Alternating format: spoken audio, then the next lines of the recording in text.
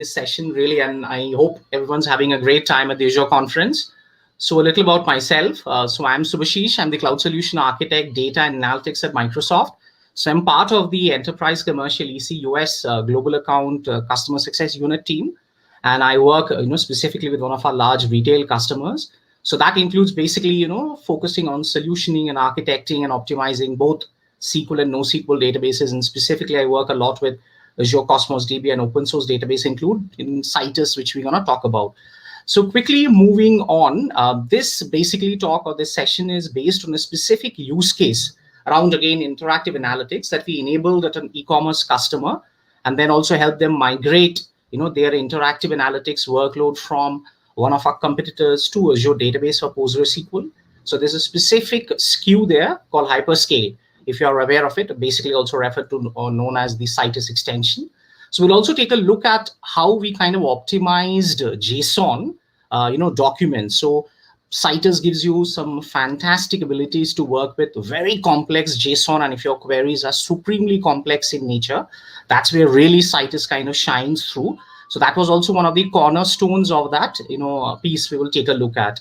Also, the reason why we are showcasing these use cases, this was one of the very first and very innovative work done around Redshift to Citus migration.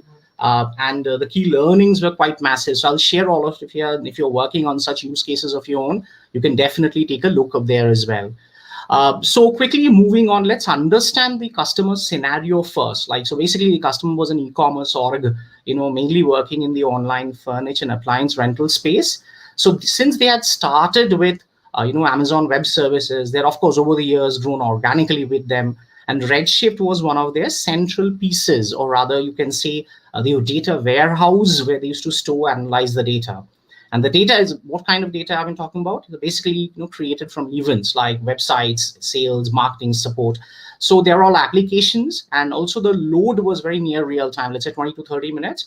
And Redshift was the central piece. So in very short words, when we met the customer, they basically put 3 tasks to us. They said, you know what, we want to achieve 3 things from this project, which we want to undertake. First is we need to optimize TCO, of course. And the very connected point to the TCO optimization was that their current solution didn't enable them to kind of scale independently storage and compute. How do you enable us to do that? Secondly, we definitely want our queries to run faster. And that's the corner piece of this particular session, if I leave even everything, out. And third was also they were adding more workloads onto their interactive analytics at scale. So do we have a solution on Azure which kind of enables us to do all 3 of them together? So that was the, key challenges which were given to us. Now, quickly moving on, what was our solution approach? Now, if you look at their source, which was, that's Amazon Redshift, right? It's basically based on historical Postgres, because Redshift was created as a proprietary fork of Postgres. And then, of course, they made a lot of modifications on top of it. So our customers' data size, again, very, very important to note. I'm not talking about petabytes. I'm not talking about, zettabytes of data. No, I'm talking about only 500 GB of data. It was extremely, extremely small. But there were a lot of challenges around it. That's what we're going to take a look at. So the first thing, because we looked at the size and we thought, wow, fantastic, is then let's test it out with a vanilla PostgreSQL on a single server. So as you're aware, Azure Database for Postgre gives you a single server option. We tried that, but it didn't make a cut. The question comes up, why did it not make a cut? Because we had very complex queries, some of which we'll take a look at. They have been running pretty well in Redshift. Because it's a columnar store, but those SQL queries that we've been running in, let's say, single-digit seconds on Redshift took more than 40 seconds, 50 seconds. Some never ran to completion. So this is because though Postgre offers parallel query feature that I'm sure you're aware of, right? You can parallelize single query using multiple threads and so on, but it is highly restrictive in terms of what type of queries and what parts of the query plan can be parallelized. That's the key point to take away here. So if it's the data size is small, then do not ever make a corollary that it will work on a single, node. That was one of the big learnings for us. That's when we kind of got in touch with the amazing PostgreSQL engineering team at Microsoft. And they said, what, hang on, have you guys tested out or, taken a look at Citus, which is the Hyperscale extension? So quickly, a few points to note here. So Hyperscale Citus is built from Citus, which is an open source extension to Postgres. And on Azure, the Hyperscale, what the Citus gives you the ability is basically transforms Postgre into a distributed database so that you can shard and partition your data across multiple nodes in a server group. We basically call it a cluster, distributed cluster. So the application still sees and interacts or speaks with the coordinator node, but you have a set of worker nodes underneath it, which is doing the bulk of the work. So the workers are where the actual data is stored, and where the actual processing happens. And the Citus API has built-in logic around this image, if you see, right? That kind of, takes the log, breaks down the single query into multiple subqueries, and then kind of runs them asynchronously. I mean, you can set it up like that in parallel across multiple partitions. So partitions are what we call the shards, right? For, better performance. And how are these shards made? Very simple question to ask if you like, how are these shards created? So shards are made technically by what we call, we incorporate a hashing technology where we pick a key with a good cardinality, and then across the largest tables at least, so that it divides the hash space kind of across the cluster. So that's basically like consistent hashing, right? So the one major advantage of Citus is that this does not just, limit itself to the operations, but it extends to all the SQL constructs also, which is very important, like joins, subqueries, group by clauses, if you write complexities, windowing functions, and so on, right? So for folks on the call who are from the Hadoop world, you can close your eyes and think it's very similar to MapReduce, but just for the SQL world. Now, quickly coming to probably the most important slide of this session, that is, we made a few conscious architectural design decisions for this use case. That is the key takeaway. If you forget everything about this session, also fine. This is the main slide. Why? Because some of these key design choices enabled us to get the numbers, which you will see in the corresponding slide. So first, most important, like when you are doing data modeling across any database, right? Cassandra, Synapse, Cosmos DB, the first and foremost is to decide on the data model. How do you decide that? Based on the use case. So for us, when we looked at the data sources, though I mentioned number of sources, the most important database, or rather the data coming or generating, was from the clickstream data. So that was prominent. That defined our data model. And then in Postgres, you have the capability to define in Citus what we call the distribution column. Now, there's a distribution column also, folks, called distribution key or a sharding key. But this is extremely important because why? First and foremost is that kind of defines the pattern that you're going to follow for your database for that application. So in Citus, we have two key patterns. So what are those patterns? You should know them. One is called a tenant-based, and the second is called entity-based. So tenant-based is basically where you are having low cardinality. Let's say you are building a SaaS application and you have a couple of tenants. That's good. You should go with the tenant-based sharding pattern then. But for us, we made a conscious choice. We picked the entity sharding pattern because the fundamental requirement was to process billions of rows, right, in analytics workload. So we made the choice of picking the user ID as it's a natural sharding key, because events are generated from whom? Users. And the dashboards we are making are for whom again? For analyzing and understanding the user behavior. Because the company was building, let's say, loyalty programs. You cannot build a loyalty program and target your top 10, top 20, top 1,000, top 10,000 customers unless you deeply understand the user buying patterns and behaviors. So that was very important, design decision. Again, a very important guideline to follow here is data is co-located based on the data type of the distribution column. Always remember, it's not on the name of the column. It's very important. Then the second very important point was query parallelism and indexes. Again, extremely important because, again, of the data prominence of clickstream. Why, there's a very important point to understand here, because in Citus, you get the flexibility of a Postgres single server, plus you get some added advantage. So for example, you can create an index and you can also create an index concurrently. So what it does is basically leads to very good, performance benefits. Concurrently, basically under the hood, avoids blocking of the writes during the index creation. Correct. So that kind of also speeds up, let's say, the speed of execution. We saw at least 5 to 10x performance improvement, as you saw. And for this particular use case, we build around 40 indexes, of different dimensions, specifically for this particular use case. Now, third very important point, which is probably the fundamental reason why, really Postgre makes an excellent choice if you're building real-time dashboards, real-time analytics, interactive analytics, is the prominence of a specific data type called JSON, which is easy to store, very complex to deal with. And Citus makes it very easy for you.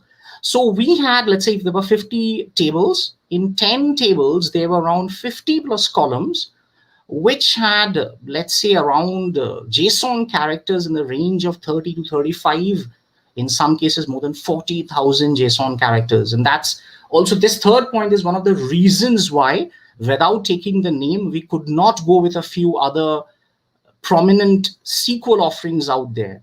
Because the moment we fired those queries, the databases simply died. I mean, they just died. So how do you manage this? It was the cornerstone of the complexity. Now, here, one very important thing to note also, again, if you go back to history, the customer was facing challenges with these type of queries on Redshift. Question is why?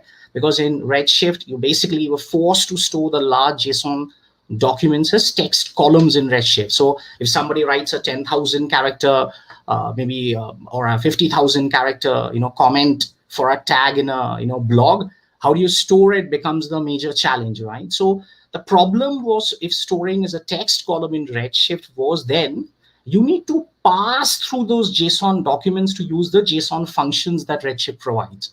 That makes it pretty slow. And if you're doing this over an iteration of billion rows, you're pretty, toast. So the use case was that, how do you store it and then also kind of do it, processing better? So the good news is that in Hyperscale Citus, you have the native integration and support of something called a JSON and a JSONB data type, where you can store and query JSON documents, and you can also use JSONB to store the JSON document in a binary format. So typically, if you ask me what's the difference, and we of course went with the JSONB and not with JSON, because typically there's a difference that JSON data type stores the data as strings, whereas JSONB data type actually decomposes it down, without going into much details, it basically it stores in the form of a dictionary for, let's say, Python, instead of just storing it just as strings. So as part of the migration process, we also kind of enable them to, migrate this to JSONB and then use the robust set of functions around JSONB, to also kind of get optimized. And here, one very important point was also the type of indexes that you build for the JSONB data type plays also a very vital role in query parallelism and index formation, specifically for performance. So if I kind of share my screen, is my screen visible? Like, can we see the PG admin screen right now?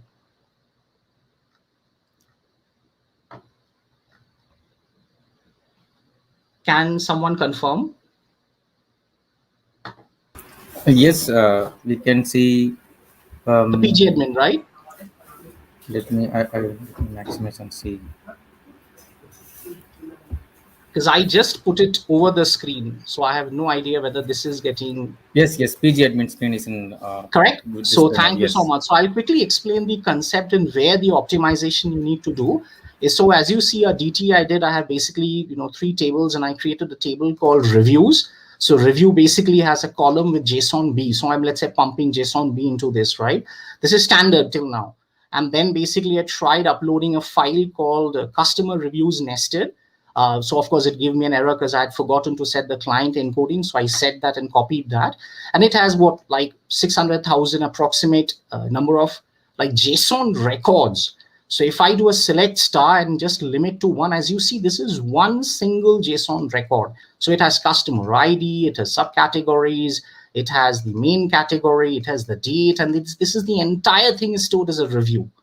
Now, the question or the point, very important point here is that, of course, I can create a index on it, just like this construct, but this creates a B-tree index for me, right? So when I can definitely then fire queries like this, but then I need to restrict to specific, columns and, let's say, search criteria for going through it. So it is not reusable and not highly optimized. So if you are storing a JSONB data type, then by default is you should go with the general inverted index, the GIN. So GIN works extremely well with JSON because it gives you the ability, as you see, the core difference here is while I'm restricted to this search path, here I am not. I can search, I can traverse through, I can, do a lot of other combinations. I can reduce to one character. I can do a lot of, manipulations around it. And if you see the, details of this, as you see, the B tree has been stored and a gin has been stored. Now, there's one point to note here is that B tree, when you create, takes lesser time to get created, but it stores, let's say if the total data set is about X MB, B tree will be like 20% of that. But gin is larger in size if you just do the gin on the entire table.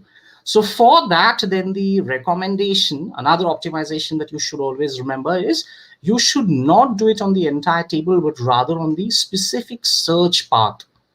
So as you see, then I created another index, which is in gin, but for the optimized path for the search where I'll do the most searches, right? And when it gets stored, right, as you see, it gets stored again as a gin.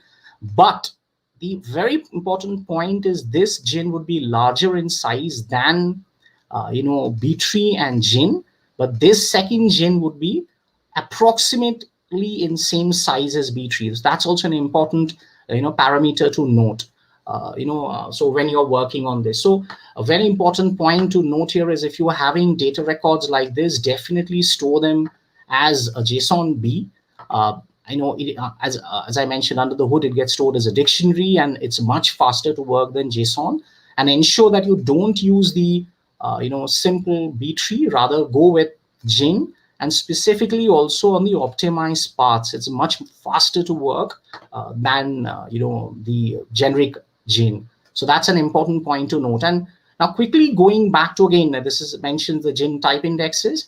And also another very, very important point which came up during when we were working, and this we had of course not decided, we found this out while working, is that the JSONB data type, in addition to a lot of other functionalities, right, it also gives you a massive boost in compression.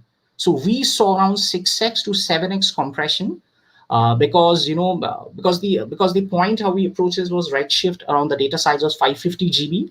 And for Redshift was around 500, sorry, and in Citus it was around 550 GB. But we had expected it to be much larger, correct? But it was not. It was only 50 GB larger.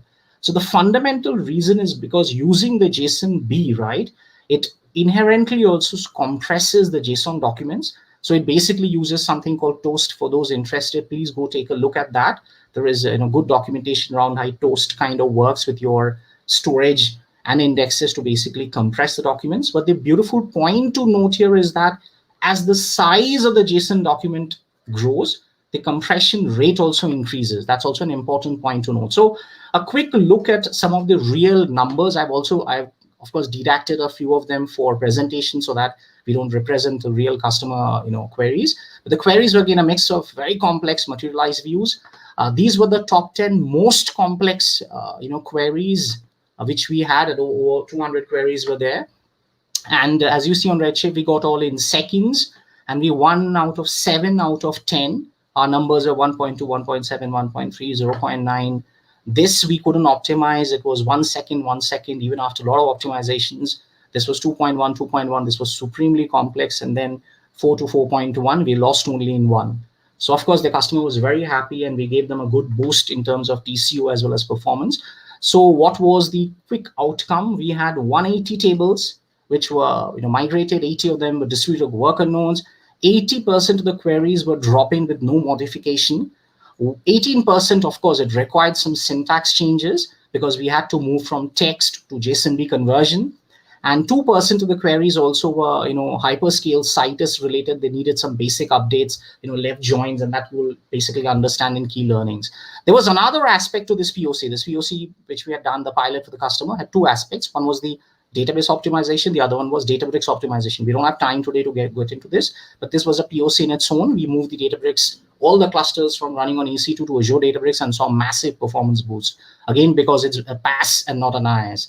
Key learnings, there were top 10 key learnings along with engineering. I've just represented the top 6 of them. So if you're working on use cases like these, please do take note of these. So small tables can be made reference.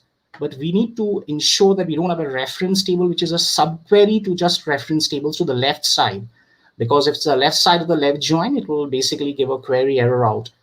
If shard count for a table is low, then scaling the reads on reference tables can be done by kind of enabling the round robin replacement policy. We figured that out.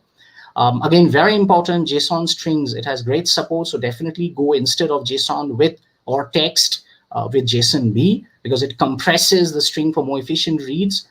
Very, very, very important point is the fifth point, and this is something which I'll quickly show, is the output of the materialized views created on the distributed tables cannot be joined to other distributed tables if the views will be on a coordinated node, right?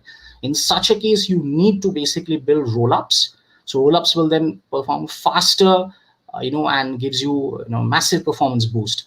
And the recommended way, again, of distributing tables are on ID columns. But however, if the distribution is on other columns such as date, the specific shard for the distribution will be only used for equal to.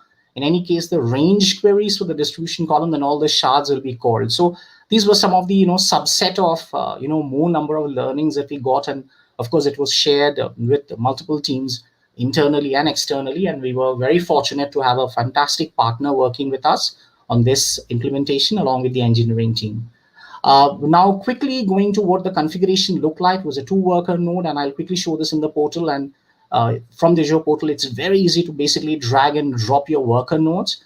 Azure has made it very simple to manage Citus, no cluster management on your site. You also have a shard rebalancer button, which you click post any optimizations that you make. So the customer architecture was very similar to this, with marketing data, sales data, and a lot of LOB apps data coming in. The prominent data was the clickstream data.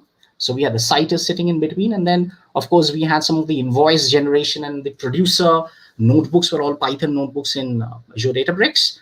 And the customer currently is in the process of moving to Power BI, but they were using also, again, a Postgre compatible, let's call it, queries built in a visualization tool called Metabase. So this also played a very vital role, because when we moved Redshift to Citus, many of the queries, there are over 800 queries, I think, which did not need much of a modification.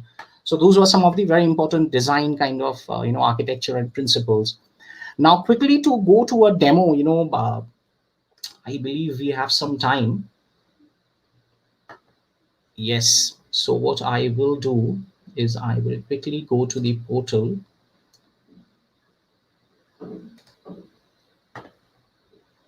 So can you see my portal? I believe, I hope. So basically, you see like in the Azure portal, you have a resource group, and I have an Azure database for PostgreSQL. It's called a server group. That's basically the name of the cluster. And within the cluster, as you can see, right, I have one coordinator node. That's what we speak to, and the application speaks to, but you have multiple worker nodes in it. So for the demo purpose, I have created 2 worker nodes, and Azure makes it very easy for you to scale up. So basically, you got a basic tier and a standard tier. You should use this for dev test, and mainly this for production standard. And if you want to scale it up, let's say 7 nodes, and you want to scale it up to 8 vCores, and let's say storage to 2 terabytes, and also do the same on the basically the coordinator node, let's say, and you want to scale this up. And all you need to do, let's say I want to scale this up to 8. All you need to do is basically click on this save button. It also gives you a full price summary, so that you don't get shocks and you are aware of what the cost implications are for your particular use case. And once you have done this, basically clicked on save. I'll not do that right now. All you need to go to is basically the shard rebalancer, and just click on this. It tells you that rebalancing is not recommended at this time if you have made no changes. If it does, it tells you just click on a button and kind of check on the different execution plans, and it kind of balances the data across the group of worker nodes, or what we call the data nodes. So this has made it very simple to work on.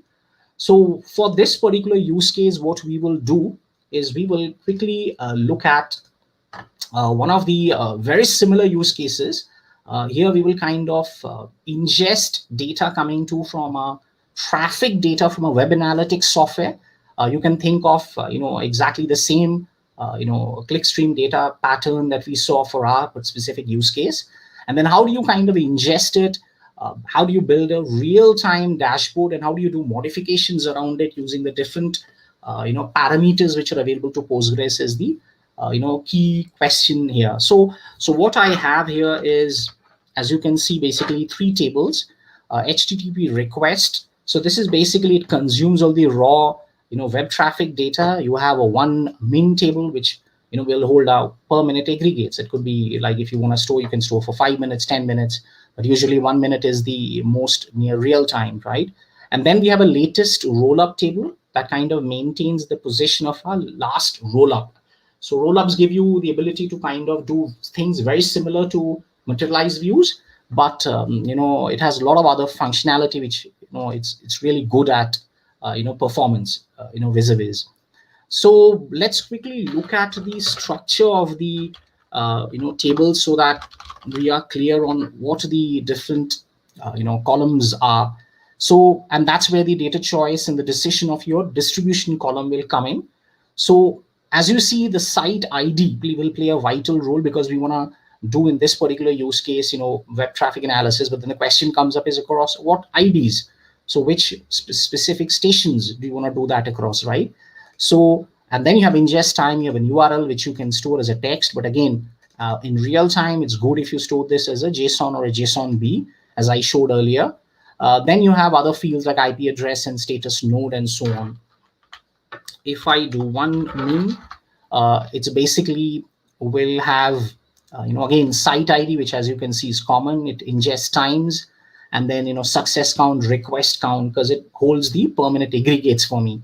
And we have created also a B-tree index on top of it called, 1 min IDX. And post that, let's take a look at the latest rollup.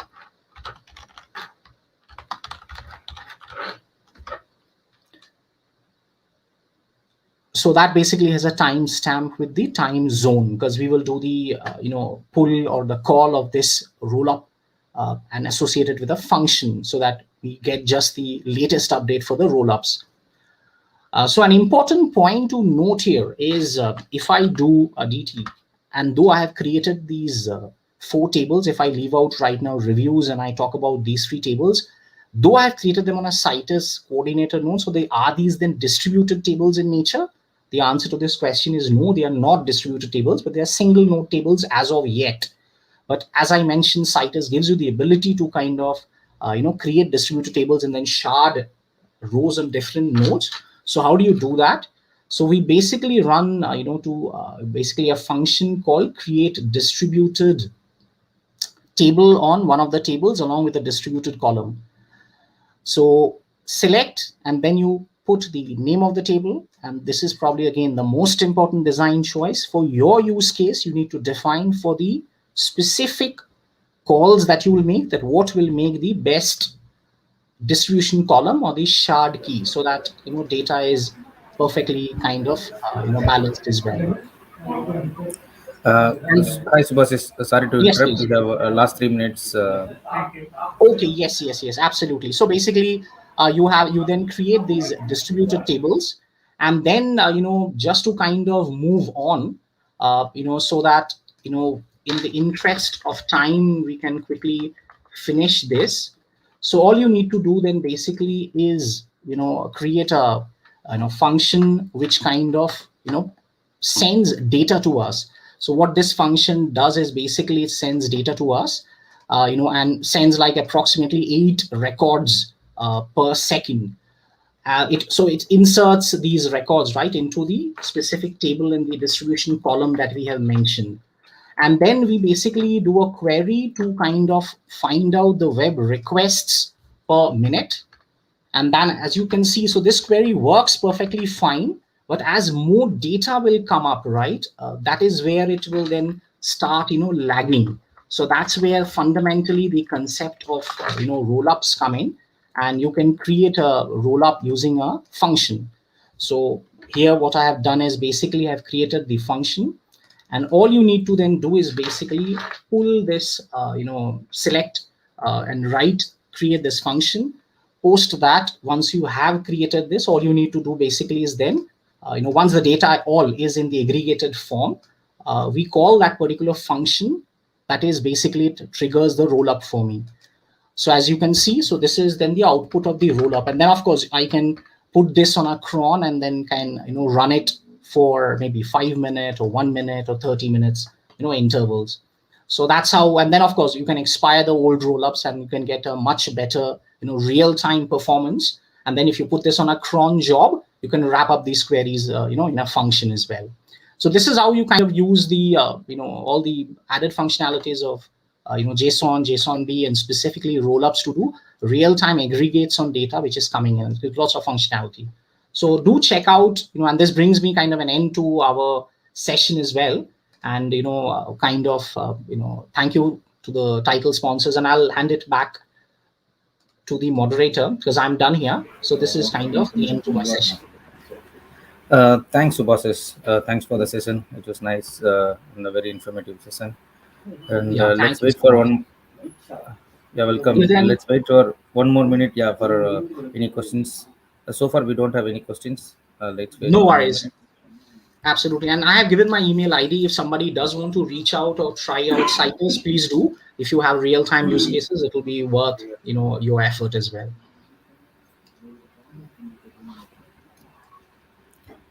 Okay. Thanks, Subhasis. Thank you so much. Move to the next. Yeah. Absolutely. Thank you so much. It was a pleasure. Bye.